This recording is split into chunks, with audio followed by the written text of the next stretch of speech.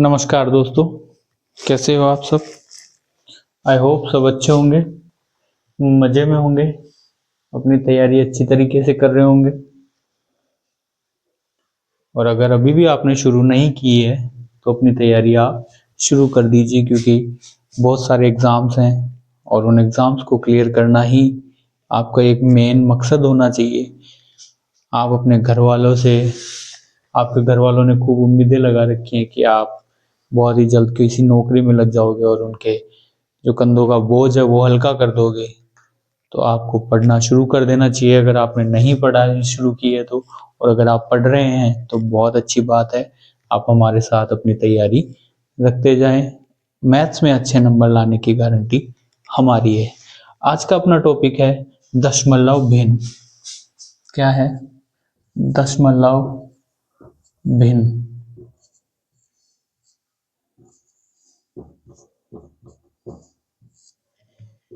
या फिर भिन्न। भिन्न दो टाइप की होती है। भिन्न कितनी प्रकार की होती है? दो टाइप की। एक होती है साधारण भिन्न,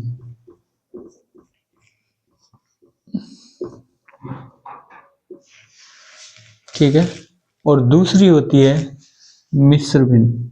दूसरी कौन सी होती है? मिश्र भिन्न। अब सर चलो ये तो समझ में आया कि एक तो साधारण भिन्न होती है, एक होती है मिश्र भिन्न, लेकिन इनको पहचानेंगे कैसे कौन सी साधारण भिन्न है और कौन सी मिश्र भिन्न है? तो कोई भी सिंपल में बटा नंबर लिखा हुआ है अगर, तो वो एक भिन्न है। क्या है वो? एक भिन्न है। लेकिन कई बार अपन ऐसे भी लिखा हुआ देखते हैं, 1/1/2 ऐसे लिखा हुआ देखते हैं, तो वो क्या होती है? साधारण भिन्न। ऐसा नंबर लिखा होगा वो साधारण भिन्न होती है, और सिंपल अगर बटा नंबर लिखा होगा तो वो भिन्न होती है। इसका मतलब है कि 3 में किसका भाग देना है? 5 का।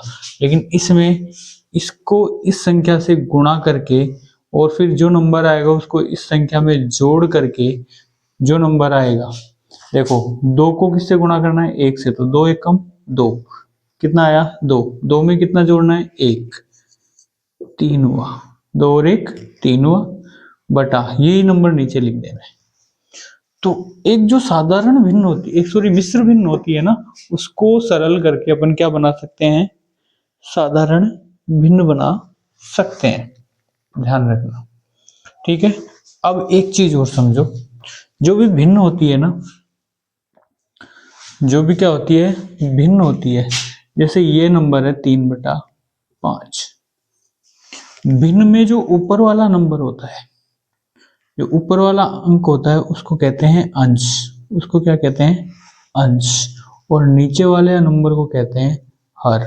इसको याद कर लेना क्योंकि एग्जाम में कई बार डायरेक्ट क्वेश्चन आ जाता है कि किसी भिन्न का अंश में इतना जोड़ दिया और इतना घटा दिया तो ये नंबर आया, तो वो भिन्न क्या होगी? कोई भिन्न अंश से 2 गुनी है तो वो भिन्न क्या होगी?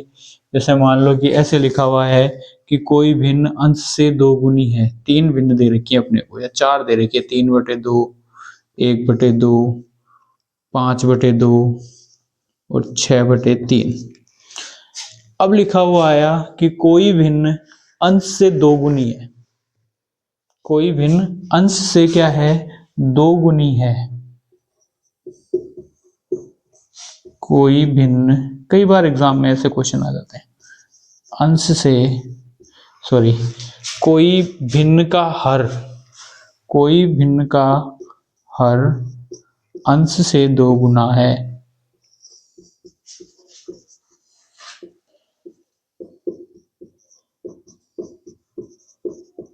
तो वह भिन्न ज्ञात करें।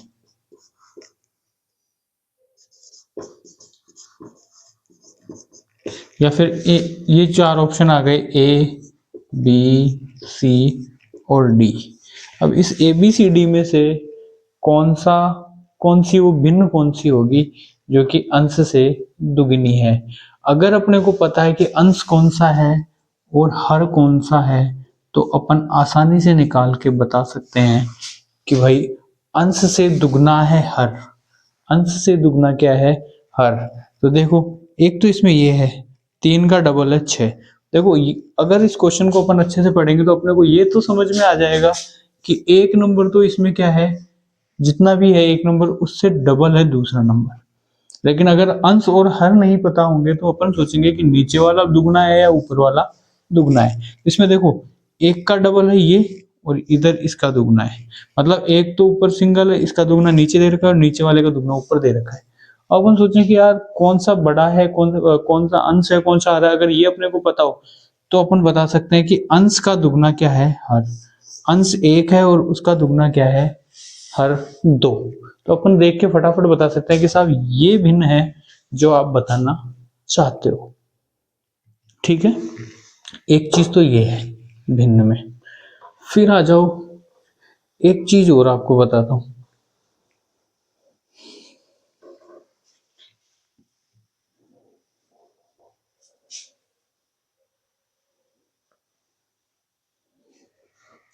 मान लो दो भिन्न है, 3/2 और 3/4। दो भिन्न अलग अलग दी हुई है, एक है 3/2 और एक है 3/4। अब आपसे कोई कहे कि सर बताओ भाई साहब इनमें बड़ी भिन्न कौन सी है और छोटी भिन्न कौन सी है, तो हम क्या करेंगे। देखो एक आध भिन्न हो तो चलो समझ में आता है क्या करना है। करना क्या होता है कि अपन देखेंगे कि सब 3/2 का मतलब 3/2 भी तो होता है, तो अपन भाग दे के देख लेते हैं। तो अपन देखेंगे 3 में 2 का भाग देके,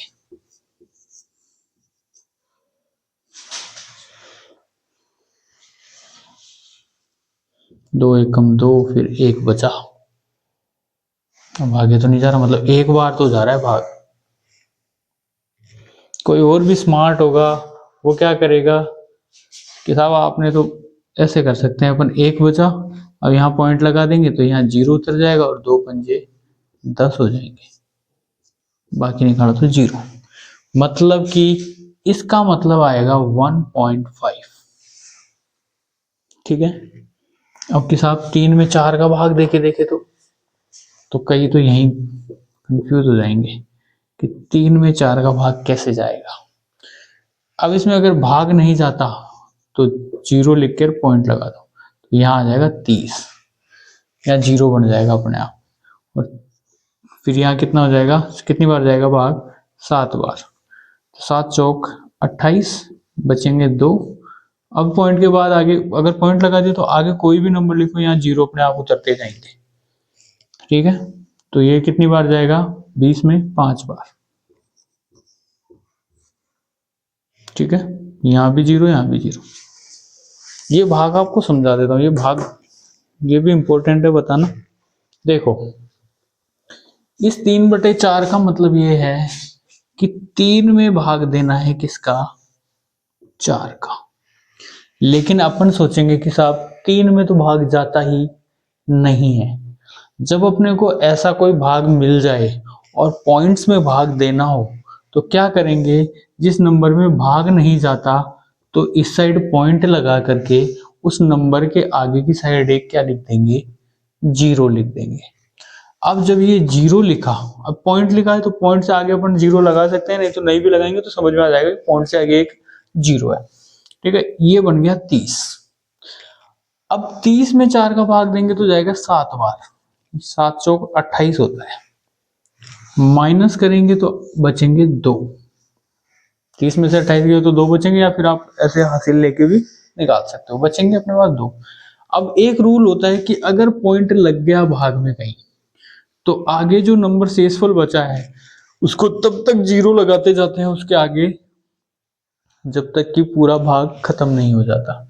अब 4 का भाग 20 में देंगे तो कितनी बार जाएगा, 5 बार। 4 पंजे 20, यहाँ बाकी निकालेंगे 0। अगर यहाँ 1 बचता, 2 बचता, 3 बचता, कुछ बचता ना, तो फिर यहाँ अपने आप 0 उतार लेते और भाग आगे चलता रहता। तो ये आया 0.75। अब इन दोनों में से बड़ा कौन है, प्रश्न ये है कि इन दोनों भिन्न में से बड़ा कौन है। नीचे दिए गए